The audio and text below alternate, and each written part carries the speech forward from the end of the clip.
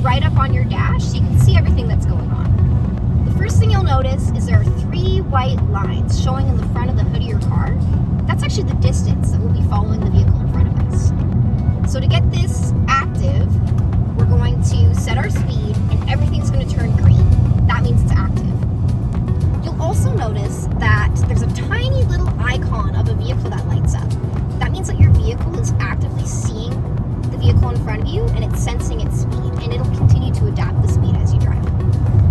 If you want to go closer, just press on this button right here and it'll adjust your distance from the vehicle in front of you, either to farther or closer away, depending on what you're most comfortable with. One of the best things about this feature